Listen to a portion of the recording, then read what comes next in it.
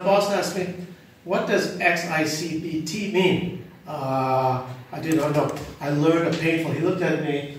From that point forward, whenever I heard something I didn't understand, excuse me, I don't care how basic the question is, do not sit there if you do not understand what something's speaking about, whether it's China, Germany, whatever. The first part of learning is recognize what you don't know. That's more important than what you do know already. U.S.-China relations, which are more important, I readily concede, than Canada-China relations. We're a country the size of Ukraine in terms of population, and we matter to China, but we matter much less than does the United States. Back when we first established relations with China in 1970, they paid more attention to us, but as China has accelerated its growth and power, we recede in their eyes, I think, in terms of importance. When I first went to China in 1981, the average American earned 40 times, 40, the amount of a Chinese worker. Now it's 4 times. So yes, the Americans are still better off per capita, but that gap has closed enormously. And the China that I knew in the early 80s had the largest number of poor people on earth, defined by the United Nations at the time of $1 per day per person, $1 US. And now poverty has been largely eliminated. There is tremendous inequality. China has more millionaires and more billionaires than the United States, but the money is very unevenly distributed. It's not the only country. Canada has some of the same issues, but in China, this disequilibrium in income is higher than in the United States, which is not a good thing. It creates a certain measure of social instability, as you would guess. If you go back to the formation of the United States, I know we're talking about contemporary, but I have to talk a little bit about the past. I've already told you, if you don't understand where you've come from, you don't know. If you don't know where I come from, where I lived, what I studied, what my experiences are, you won't understand exactly who I am.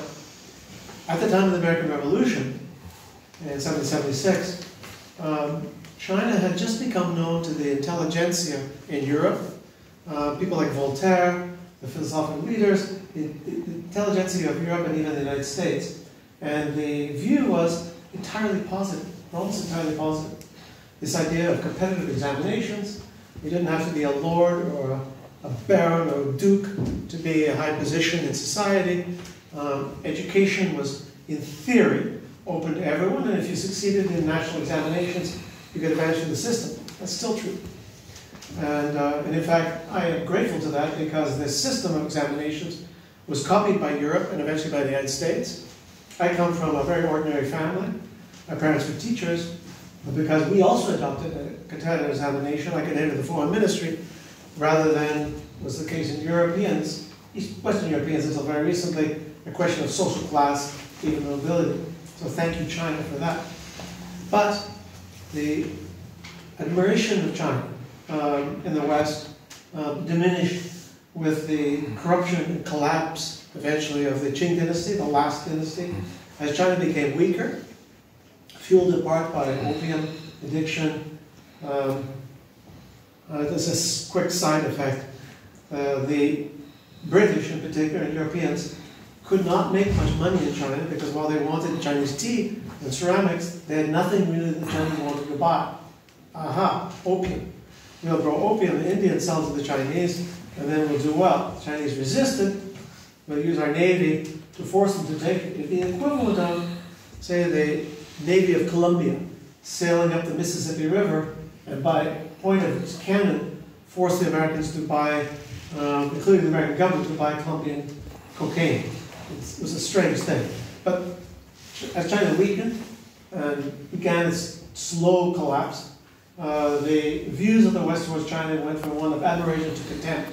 And this, to some extent, still is an issue today. But the Americans, with their Pacific dimension, which is lacking in Europe, exception of Russia, I suppose, Pacific with a Pacific coast, and with a Pacific foreign policy, Navy on the West Coast. America had a crucial role in opening Japan to trade in the mid-19th century, and they became actively supportive, and American business people began to penetrate China in great numbers. There was something called unequal treaties, where the Western nations, particularly Europeans and Americans, Japanese, forced the Chinese to sign treaties which allowed trading posts, missionaries to work in China, and who were not subject to Chinese law, only to their own national governments. So if you committed a crime, even murder, in, let's say, Wuhan, an American, let's say, you wouldn't have to answer in a Chinese court. You'd be tried by your diplomatic or consular representatives, and because it forced upon them, and that led to a tremendous bitterness, which exists to this day as well. But if you look at the 20th century, gradually going to arrive in the 21st century, you find that America alternated between periods of security emphasis vis-a-vis China and periods of trade and economic interests predominating. If you look at that period during around the collapse of the Qing dynasty, 1911, China was in a period of disarray and confusion until establishment of the People's Republic of China in 1949. Trade was the principal concern. What happened in 1941, December 8th, the attack of Japan on the United States, Pearl Harbor, Philippines, and now suddenly America saw China as a strategic partner, and the focus shifted quickly, entirely, from trade to military and strategic cooperation with China. China was being severely invaded by Japan. China emerges in 1945 as part of the Western coalition, the United Nations, successful. America swiftly shifts back to a trade focus with the establishment of the People's Republic of China in 1949. America was already engaged in the Cold War with the Soviet Union, and in the eyes of the American political and security establishment, China with the communist government was exactly the same as Russia. I have books in my library written by American scholars, written in the period of the mid-1950s, that claimed communism is all one system, it's controlled from Moscow Central, China has no role, no independence. Within 2 years of that book being published, the Moscow and Beijing were diametrically opposed, and then disintegrating to the point of armed incidents at the border. So this whole concept, one communist system, actually is fundamentally flawed. But the Cold War wasn't over, and in the period with Nixon and Kissinger, Nixon was president, Kissinger was his Secretary of State. In China, you have Mao Zedong, chairman of the Communist Party, and Zhou Enlai, prime minister. There was suddenly a recognition in both Beijing and in Washington. The enemy of my enemy is maybe my friend. And America wasn't afraid of China, despite the Korean War having been fought. America was afraid of Moscow. And China wasn't afraid of Washington. They were mainly afraid of Moscow. And we know for a fact that in the period of Brezhnev, we know from historical records from people like Kissinger, the Russians even approached the Americans to say, if we attack China, what would you do? Would you stand by? And the answer to the Americans is, no, we wouldn't necessarily stand by. And that war never occurred. Maybe it wouldn't have occurred. That invasion didn't occur. So this was a strategic alliance. It did not mean that Nixon, who came from the right wing of the Republican Party and from the right wing of American politics, was suddenly keen on Chinese communism or the Chinese system. Not at all. 100% not keen. And for Mao Zedong, who was a complete revolutionary, who had trouble implementing policies of stability and growth, and put revolution, constant revolution, as the highest goal, as opposed to economic growth, he certainly didn't admire or want China to be like the United States. It was a marriage of convenience from two very different systems. And that functioned after fashion until the disintegration of the Soviet Union in, you pick the date for me, 1991, 1990. I was in Eastern Europe in 1988. I left in 88, and I could see the end of the Soviet Union coming. I could see the cracks in the wall. Problem was, I thought it would take 50 years. It took 18 months after I left and the Soviet Union dissolved. So much for me predicting events. Maybe I didn't know the system well enough. So then you have a period where the security concerns, which brought the US and China into not a formal alliance, but a period when there were American bases on the Soviet border, monitoring communications, particularly rocketry and military communications in China, a high degree of trust. But with the disintegration of the Soviet Union, the focus for America and China went right back to economic concerns, particularly with the arrival of Deng Xiaoping. And the economic reform of China begins in 1978. If you look at the year 1978, on paper, the economy of China, with then 25 million people, was larger than the Chinese economy of 1 billion. 25 or is it 1 billion? I don't believe those numbers. It all depends on how you count, I think. But China was tremendously poor, even with periods of starvation in the early beginning of the 1960s, 30 million dead from famine. So bouncing along the very bottom of the economic ladder and not at all consistent with what had been history. In fact, the Qing dynasty, at the time when Washington and Voltaire were admiring China, China's had an economy larger than any European country by far. That was the norm in Chinese history, was to have the largest economy on earth or the second largest. But with Deng Xiaoping, suddenly you had an opening, and Deng was someone who had been a cadre, particularly he had been the political commissar of the 8th Route Army, he'd fought with Mao, but he had, like most Chinese cadres, been sidelined during the Cultural Revolution. People who had been top leaders in politics, economics, military, were sent to the countryside to hoe potatoes for 10 years. I know one cadre who had been a senior official in the Nanjing government. He had to clean the streets, sweep the streets, and clean public toilets for 10 years until the end of the Cultural Revolution. But with Deng changed all of that. And we know from historical records now some people were at a crucial meeting not long after 1978. He called together the top leaders. He had replaced many of these with more practical people. He said he'd just been on a visit to Singapore, Japan, and the United States. He said, why, if our system is so much superior to theirs, the Chinese communist system, why isn't there wealthy and we're so damn poor? Why is that? Go find out, and we're going to change things. And I think because all of these leaders had been so humiliated and disillusioned by the practical outcome of Maoist ideologies, they were prepared to tear everything up and start all over again. And he took China and turned it in a 90-degree direction. And the growth rates from 1978 on are extraordinary. If you look in the early 80s when I was there, some years one year the Chinese economy grew by almost 20%. It's crazy fast.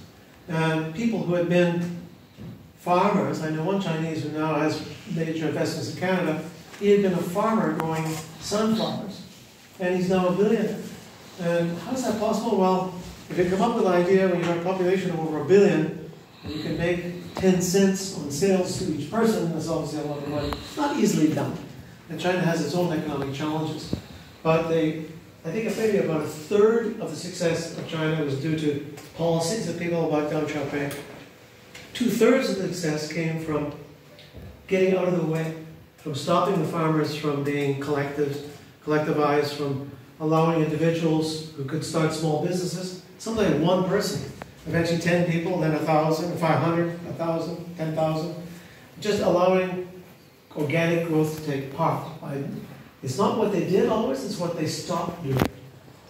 And that, I think, was the fundamental advantage of what they did. Well, America saw this, of course, and America was part of this fluorescence of trade. If you look at the period from the 1990s on, America was investing, on average, about $100 billion US every year, and that continues. In fact, despite all the problems in the political relationship with China, that trade has been a huge factor in the expansion of China. And of course, other Western countries are making similar investments, including Japan as well. So far, so good. However, now we're well into the 20th century. So that positive view of China, I think, persisted, but it was really challenged in 1989 with Tiananmen. Tiananmen was a shock to the outside world. If you look at 1988, Deng Xiaoping's photo was on the front cover of Time magazine. People wrote wonderful things about it in that magazine. In the West, everybody, I've seen the Chinese future, it's great, it's wonderful. But they ignored the downside. When I was transferred from Beijing to Poland, for example, Polish dissidents came to me and said, "What's happening in China? Is this political freedom arriving?" I said, "No, economic freedom is arriving, but not political freedom." And on this I was right. I was wrong about the Soviet Union, but I think I was right about China. Political liberalization, economic liberalization, which was hugely successful, did not mean political liberalization. Deng Xiaoping and even Xi Jinping, I think, they're not Marxists entirely, but they're Leninists. So in other words, they wanted a modern market economy, still with the commanding heights controlled by the state, but without the need or even the desire to interfere with somebody wants to open a movie theater, someone's got a new brand of toothpaste, someone's making a lot of money with an electronic invention. Let them do that. We will contain complete political control. I was at a conference probably in about 2003 in Shenzhen, the south. The political people there, as I explained earlier, there was no such thing as a Department of Political Science. Department of Marxism and Leninism, I recognize that. And they said to me, "We want to develop a democratic system." I said, "Oh, great, we can help you with that."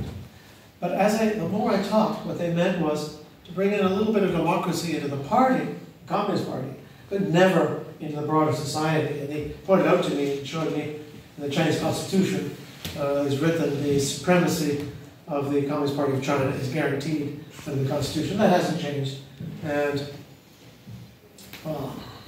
it's hard to predict the future.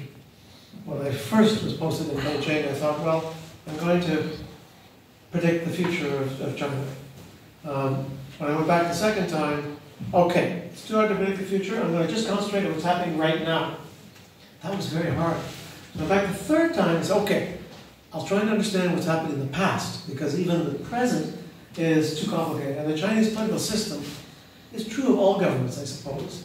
And I don't know what my Canadian Prime Minister said in Cabinet today, and you may not know what your Prime Minister said in Cabinet today, and we certainly don't know what Putin said necessarily today. But China is remarkably opaque. There's very little that escapes the highest levels. So even the most informed diplomats in Beijing, helped a little bit, I suppose, by intelligence, has an imperfect understanding of China. And that challenge doesn't disappear. Now, strictly on U.S.-China relations. So shaken in 1989 by Tiananmen, but in the 1990s, post-Tiananmen, the openness of Chinese society increased considerably. The Chinese developed the ability, first of all, to travel internally. Prior to that, you had to have permission of government to even move between cities. If you didn't have a work-related system, you could not. Even if you happened to marry somebody from another city, often you couldn't cohabit in the same place because your spouse had to have permission, particularly to come to Beijing or some other major city. So they lived apart. These really basic freedoms. People really didn't even have the choice of what they wore until the Deng reforms. Men and women wore either khaki brown or dark navy blue, military-style fatigues, like you've probably seen pictures of that period. I can actually remember, I was a young man, in the spring of 1986, women started wearing bright colors. I remember that spring. Oh my goodness, look at this. These are women wearing these costumes. And that sounds like a little thing, but the ability to wear what you want is not a small thing. And abilities to have some input into what you studied was significant as well. Prior to that period, the party, the government would say, we need 18 civic engineers. We're going to take these people from the top, this top high school in Shenyang. They will study civic engineering. We need 6,000 people to work in the factory making socks, and you're going to go work in something. So that, it doesn't sound like much. So people say, is China free? Not entirely. but life is certainly superior. And now simple things, again, not that simple, but post-COVID, Chinese travel, our ability to travel internationally, to have some foreign currency, to go to any major tourist destination in the world. I've been in parts of South Africa and in Latin America, in Europe, where I'm surrounded by people speaking Chinese. And here I am, I'm talking to them in Chinese, but I'm 10,000 kilometers away from China. And that's another thing I think that is significant, that who knows what the effect will be over decades of this foreign influence, these ideas that may come in from travel. Chinese students study abroad in large numbers. At my university, prior to COVID, we had 4,000 Chinese students on campus. We had 40,000 students, so 10% of the class were Chinese. It's extraordinary. It actually became a problem because some of the Chinese complained they weren't learning English because they're spending too much time too close to their fellow countrymen. We have, post-COVID, we have about 3,000 now. But in the beginning in 2013, you had the emergence of, he had been vice president, but not much noticed, and that is Xi Jinping, who had been a cadre. His father had been a cadre. Well, I'll say, in the Communist Party, there were two major factions. And in my opinion, from what I've learned in communist countries, if you have one party system, what becomes important? The factions within the party. Human beings are human beings. Well, let's say everyone in this room is one party. I guarantee you some people know some people better, and over time you will beginning to associate one with another. A quick aside, there was a sociological experiment in the United States in the 1970s, which was published. They went to a high school, and they made every student either a white or a blue t-shirt. A white or blue t-shirt. And before that, they looked at the interactions. Within 2 weeks, they found the people wearing blue t-shirts were mostly associated with people with blue t-shirts. And the white t-shirts were associated with, like, how is this? Humans are very strange. But in the Communist Party, there were two factions. The Communist Party right now is 96 million people. It's by itself would be one of the largest countries on earth, just the party. But the two major factions were what they call the princelings. The Communist Party, hereditary advancement, yes. So Xi Jinping's father had been a cadre during the revolution.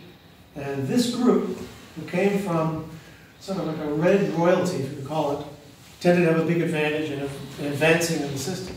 And the other major faction was the people who were part of the Communist Youth League. Now, when I served on my third posting in China, I was happy, I think about 50 years old at the time. I was happy to discover that the Chinese definition of youth for membership in the Youth League was 55. So great, I'm young. I was 50, right?